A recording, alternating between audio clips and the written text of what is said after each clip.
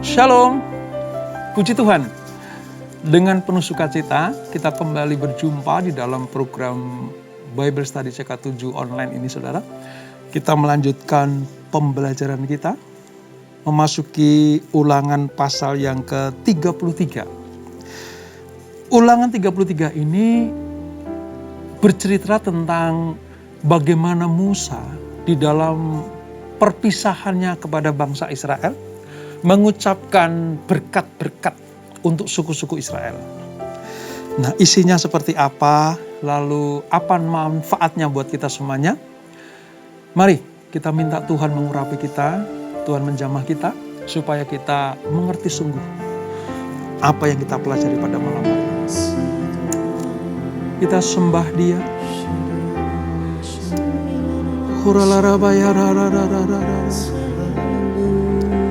Kami ada semua anugerah-Mu, rancangan-Mu indah, rencana-Mu ajaib. Terima kasih Tuhan Yesus. Terima kasih Allahku. Kau dahsyat luar biasa. Terima kasih Tuhan. Kami sembah Engkau. Haleluya. Oh, terima kasih Yesus.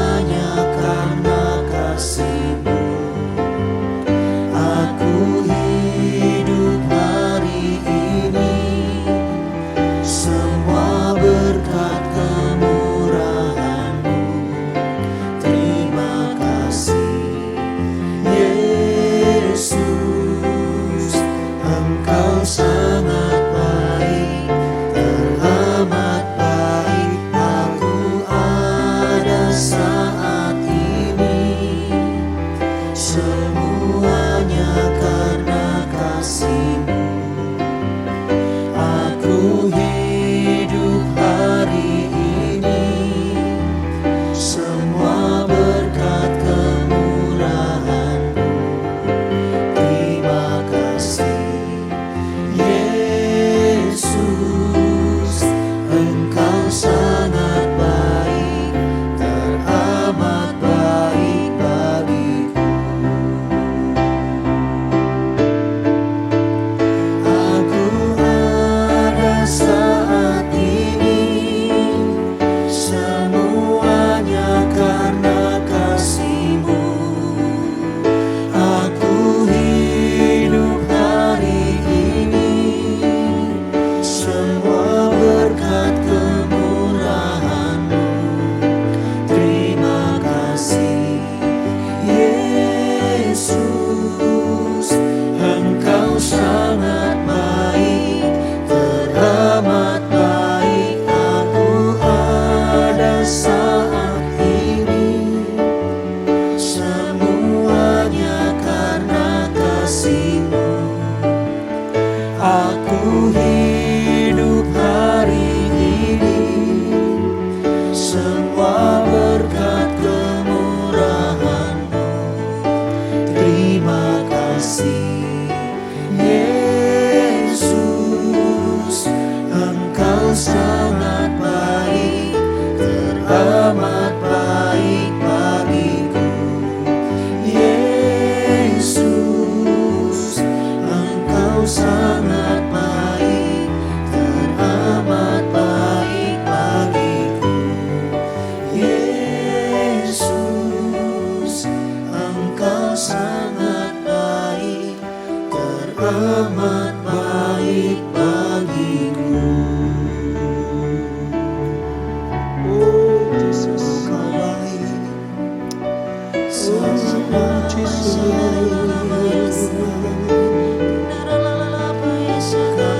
sungguh kami bersyukur.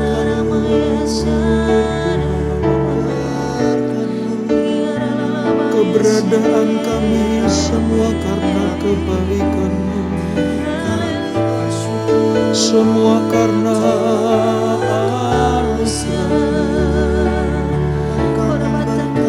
Thank you Lord, thank you Lord, thank you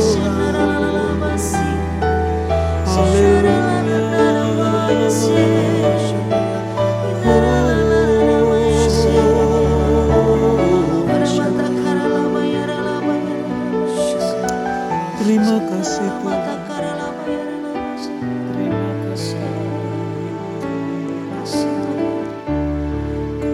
Bersyukur padamu Tuhan, sebab kasih setia-Mu di dalam hidupku.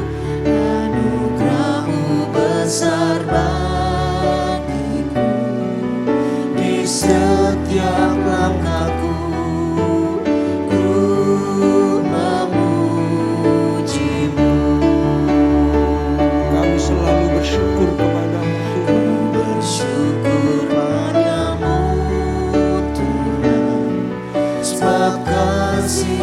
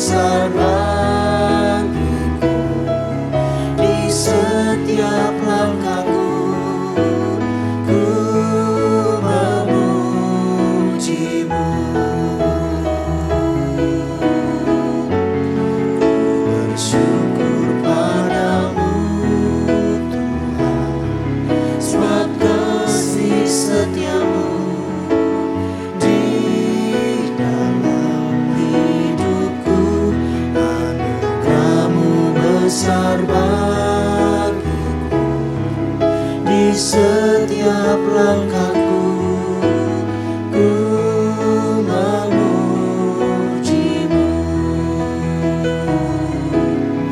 ku memujimu, ku memujimu.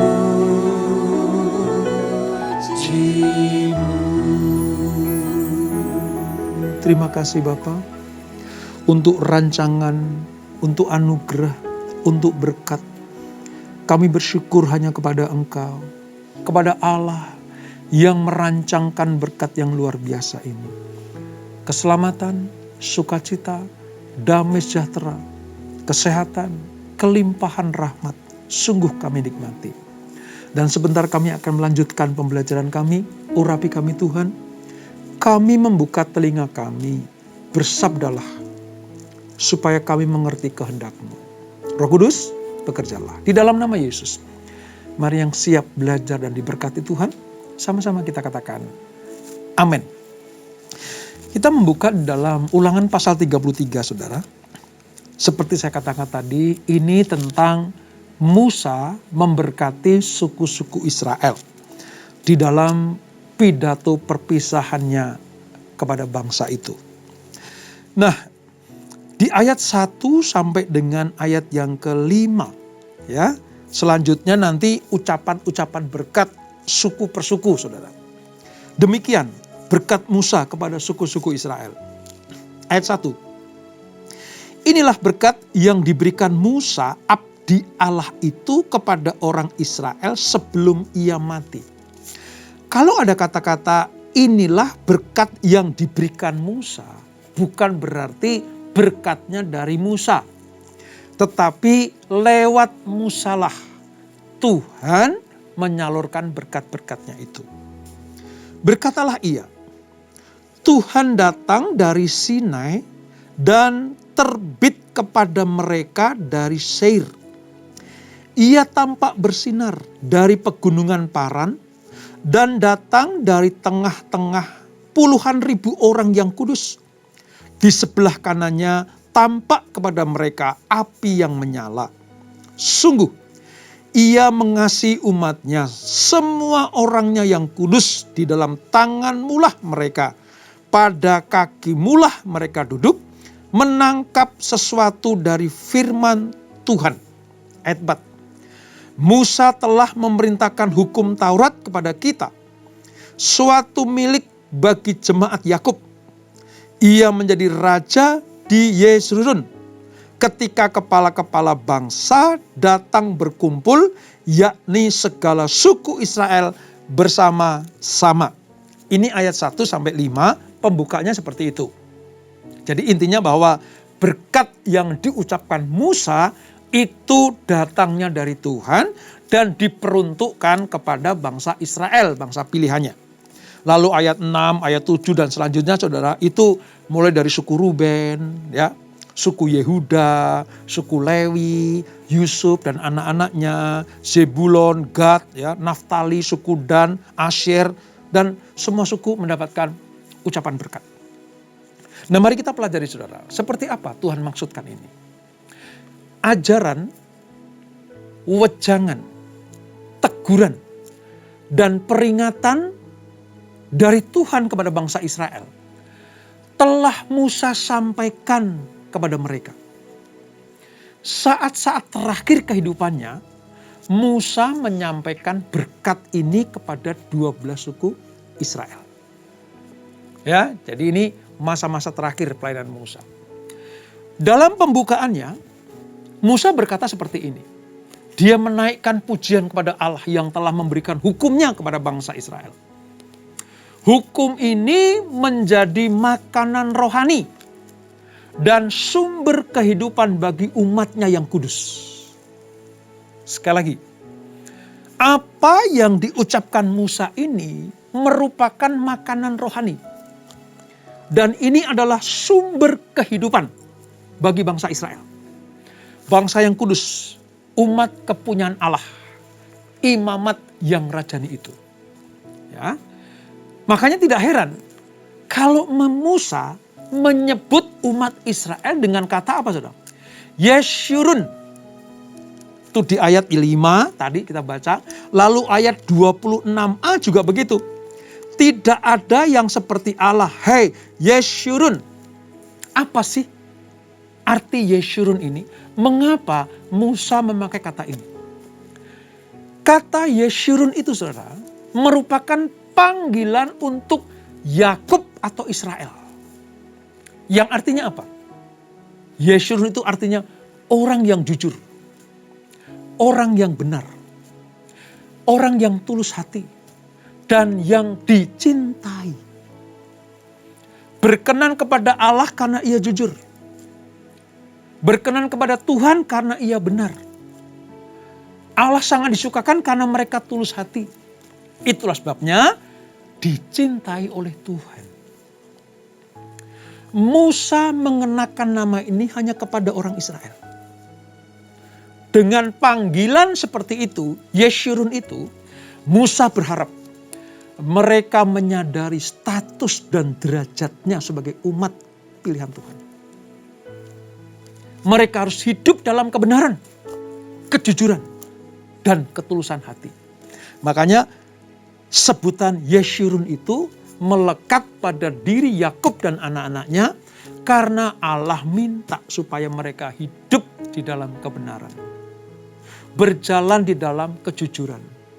Bertindak di dalam ketulusan hati. Maka layak mereka disebut sebagai Yeshurun. Artinya orang jujur, benar, tulus hati, dan yang dicintai.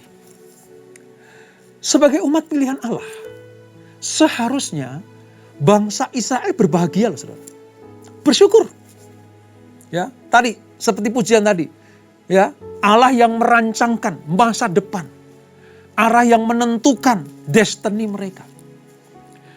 Tidak ada dalam sejarah ada bangsa yang sama seperti bangsa Israel. Tidak ada, saudara. Saudara lihat ya. Semua bangsa di muka bumi ini hidup, ya, berkembang, ya, berjalan, memiliki hukum, peraturan, budaya, pendidikan itu integrasi dengan alam sekitarnya. Mereka membentuk sebuah bangsa berintegrasi dengan alam sekitarnya. Seperti bangsa Indonesia. Ya, hukumnya, budayanya, adatnya itu kan menyesuaikan dengan keadaan bumi, tanah, dan airnya. Makanya bangsa Indonesia disebut sebagai bangsa yang agraris. Karena pertanian diutamakan. Juga sebagai apa? Negara-negara yang apa? Yang memperkuat kelautannya. Ya. Indonesia kaya akan hal itu, saudara. Maritimnya luar biasa. Makanya Indonesia berdiri dapat hidup berkembang karena agrarisnya tadi dan maritimnya itu. Banyak bangsa-bangsa yang seperti itu berintegrasi dengan alam sekitarnya. Nah, satu-satunya bangsa yang hukum, budaya, ya, semuanya datang dari Tuhan, itu cuma bangsa Israel. Bahkan bagaimana mereka berhubungan keluarga satu dengan yang lain, Allah kasih aturannya itu. Bagaimana mereka beribadah, membangun tempat ibadah, ukurannya seperti apa, bentuknya seperti apa, langsung dari Tuhan. Kalau bangsa-bangsa lain adalah mereka berimajinasi sendiri. Mereka merancang sendiri. Tapi bangsa yang satu ini, saudara, itu betul-betul bangsa pilihan Tuhan. Semua tata kehidupannya diatur sedemikian oleh Tuhan. Seperti yang kita pujikan tadi. Engkau merancangkan masa depanku, merancangkan kehidupanku, menentukan destiny kehidupanku. Sejarah Israel itu unik dan istimewa. Sebab mereka ditebus dan diselamatkan oleh Allah. Ya. Mereka disembah sebagai Allah yang sanggup melepaskan mereka dari penderitaan. Yang memilih Abraham, yang memilih Ishak dan Yakub sebagai nenek moyang bangsa Israel ini. Oleh sebab itu, Allah dilukiskan sebagai apa? Perisai dan pedang. Lihat ayat 29, saudara. Ayat 29 bilang gini. Berbahagialah engkau, hai Israel. Siapakah yang sama dengan engkau? Suatu bangsa yang diselamatkan oleh Tuhan. Perisai pertolongan dan pedang kejayaanmu. Wow. Siapa yang bisa melawan bangsa yang Allahnya saja sebagai perisai dan pedang, saudara? Nggak ada yang berani. Dan inilah Israel. Kata perisai itu memperlihatkan Allah Israel menjadi tempat pelindungan yang menopang kehidupan dan keselamatan mereka. Itu kata perisai. Kata pedang artinya menunjukkan bahwa keperkasaan Allah Israel yang membela umatnya dan menumpas semua musuh-musuhnya. Dengan armada pasukan ilahi itu, kemanapun Israel berperang, menang. Nanti ya saudara, terbukti ketika Yosua memimpin bangsa Israel, meruntuhkan tembok Yeriko, mengalahkan bangsa-bangsa untuk mereka masuk ke tanah perjanjian. Predikat Allah sebagai perisai dan pedang itu nyata benar.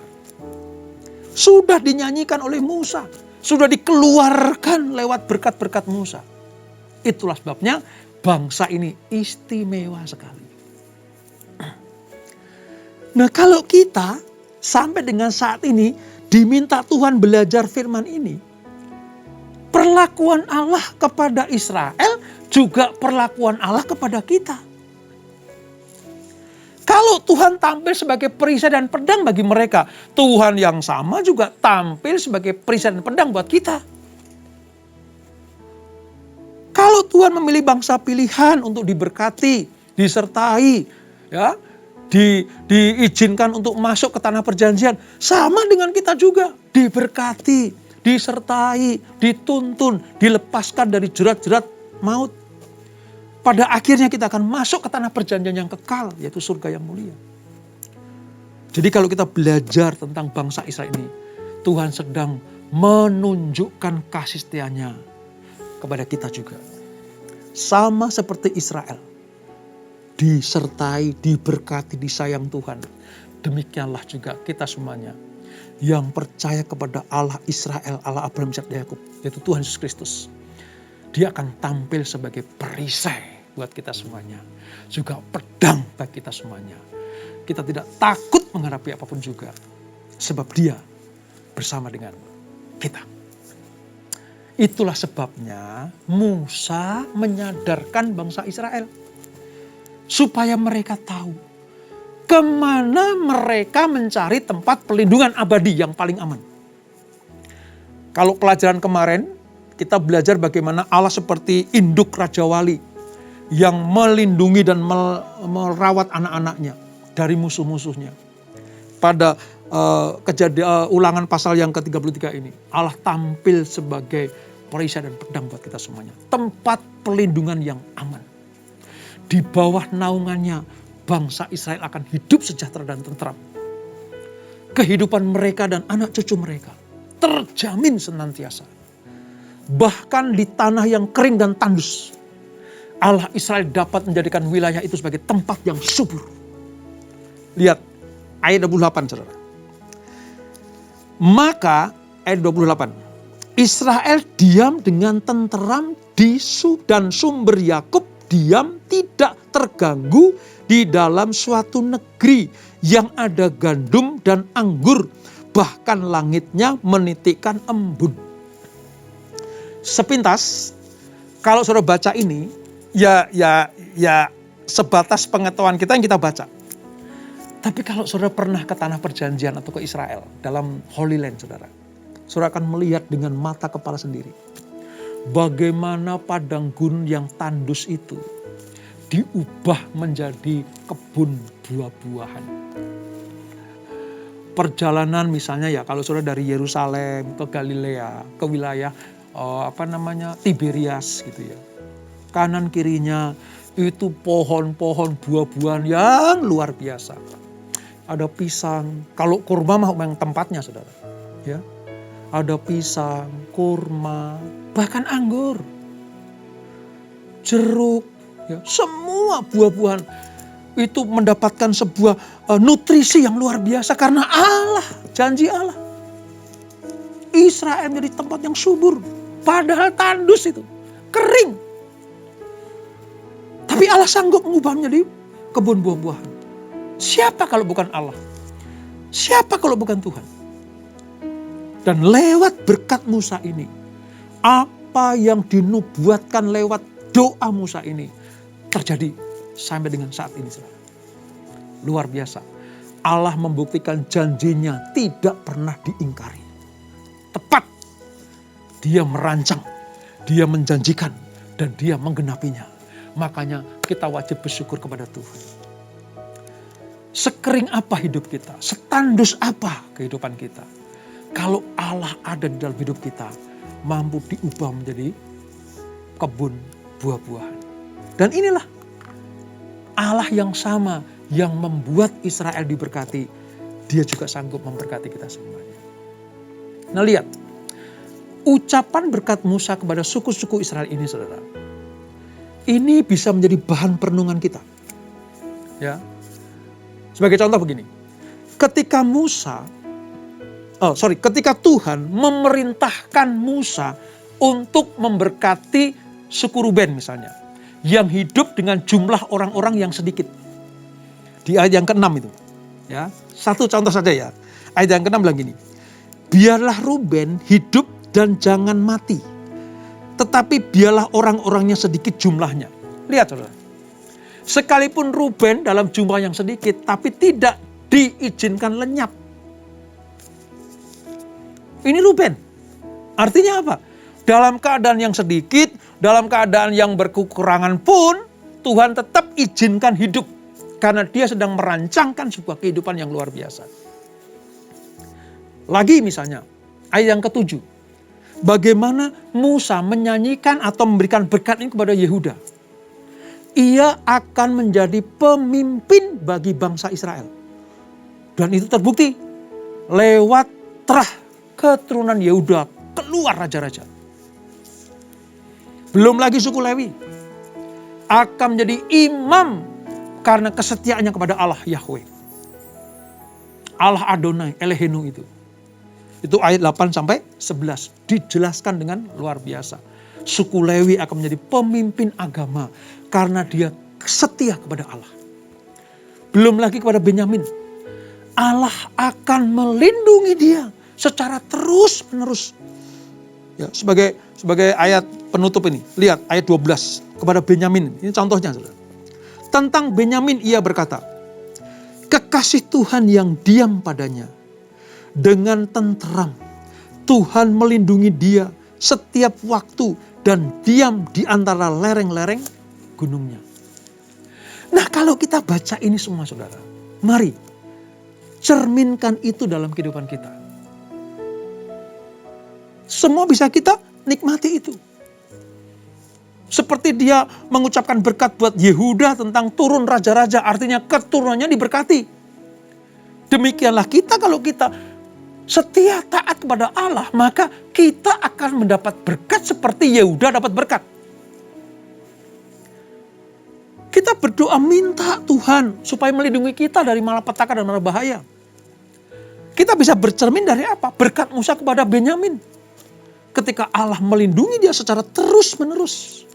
Dari waktu ke waktu, generasi ke generasi. Maka kita juga berdoa, Tuhan, seperti Musa mengucapkan berkat buat Benyamin, demikianlah Engkau memberkati aku. Dari generasiku, anak, cucu, keturunanku, sampai turun-temurun. Sah kok saudara. Sebab apa? Bangsa Israel pilihan Tuhan. Saudara dan saya juga bangsa atau orang-orang pilihan Tuhan. Yang percaya kepada Yesus disebut sebagai anak-anak Allah. Yang menyembah kepada Allah Abraham, Ishak dan Yakub, bangsa Israel disebut sebagai anak-anak Tuhan Allah. Dua-duanya memiliki sah untuk minta kepada Tuhan. Allah memberi berkat walaupun berbeda-beda kepada suku ini, kepada suku itu ya. Sepertinya berbeda-beda. Apakah ini berarti bahwa ada berkat yang lebih baik kepada suku yang satu lalu yang satu kurang baik? Tidak. Berkat yang Allah berikan kepada suku-suku Israel selalu yang terbaik. kepada suku Yehuda, Ruben, Lewi, ya, Benyamin, itu yang terbaik buat mereka. Sama seperti saudara dan saya. Kepada saya, ya ini yang terbaik. Kepada rekan saya, ya itu yang terbaik. Kepada saudara, itu yang terbaik. Sebab apa? Di dalam setiap berkat yang kita terima, ada tugas dan tanggung jawab yang harus kita kembalikan kepada Allah. Dengar baik-baik, saudara. Allah memperhatikan suku-suku Israel dan memberkati mereka supaya mereka menjadi berkat bagi sesamanya. Bukan untuk dinikmati sendiri, tapi jadi berkat. Sekuat Allah memberkati kita, sekuat itu juga kita harus membagi berkat kepada orang-orang yang berkekurangan. Ya, ada bagian untuk kita. Ingat ya, ada prinsip apa? Roti dan benih. Benih kita tabur, roti kita makan. Jangan makan benih, tapi juga jangan menabur roti. Kalau itu kita lakukan, kita aman dalam perlindungan Tuhan. Dia bukan hanya sebagai Raja Wali buat kita, tapi dia juga perisai dan pedang untuk kita semuanya. Berkat Allah pasti melimpah. Kita tundukkan kepala. Bapak, terima kasih untuk anugerah-Mu. Terima kasih untuk pembelajaran pada hari ini. Kami diingatkan supaya kami belajar dari bangsa Israel. Bangsa yang dipilih Tuhan. Sungguh ini bangsa istimewa. Yang dikuduskan, dipisahkan, disediakan berkat istimewa. Dipelihara di padang gurun. Diberikan tanah yang penuh dengan susu dan madu. Dijanjikan berkat yang tidak pernah berhenti. Bahkan Allah sendiri memposisikan sebagai Raja Wali, induk Raja Wali, yang melindungi anak-anaknya. Dan pada Ulangan 33, Allah sebagai perisai dan pedang bagi mereka. Wow, sungguh berkat yang luar biasa. Tuhan, ini juga yang kami terima kalau kami dengar-dengaran kepada Tuhan. Melakukan setiap perintah Tuhan dan firman-Mu. Tuhan akan tampil sebagai Raja Wali yang melindungi kami anak-anaknya. Kami teduh terlindung di kepak sayap-Mu yang luar biasa itu. Engkau tampil juga sebagai perisai dan pedang bagi kami yang menghalau setiap musuh kami. Malapetaka, mara bahaya dilalukan Tuhan. Engkau berjanji memberkati kami. Dan kalau kami diberkati, itu porsi yang tepat bagi kami. Tidaklah kami harus cemburu, iri kepada orang lain. Kok dia diberkati lebih banyak dariku? Ingat, porsinya tepat dari Tuhan. Dan kami bersyukur untuk itu. Dan kami semuanya dimintai tanggung jawab oleh Tuhan untuk mengelola berkat ini. Bukan hanya kami yang diberkati, tapi biarlah kami juga menjadi berkat bagi banyak orang. Terima kasih Bapa, terima kasih Tuhan atas pelajaran yang luar biasa ini. Berkati anak-anak-Mu, berkati kami semuanya. Keluarga demi keluarga, usaha, bisnis, dan pekerjaan anak-anak-Mu diberkati Tuhan. Pelayanan anak-anak-Mu diberkati Tuhan. Generasi-generasi Yeremia diberkati Tuhan. Turun-temurun kami mendapatkan berkat-berkat yang luar biasa itu. Dan sebelum kami berpisah, kami siapkan hati kami terima berkat yang daripada-Mu. Kekasih-kasih Kristus arahkan hatimu kepada Tuhan. Terimalah berkat kasih anugerah dari Allah Bapa yang berlimpah-limpah di dalam anaknya yang tunggal Tuhan Yesus Kristus. Dan persekutuan yang manis dalam Roh Kudus menyertai kita semuanya. Mulai saat ini sampai Maranatha. Tuhan datang 2 kali menjemput kita semuanya. Bertemu di awan-awan yang permai. Menikmati kemuliaan kekal sampai selama-lamanya. Yang diberkati, sama-sama katakan amin. Amin. Amin. Tuhan Yesus memberkati.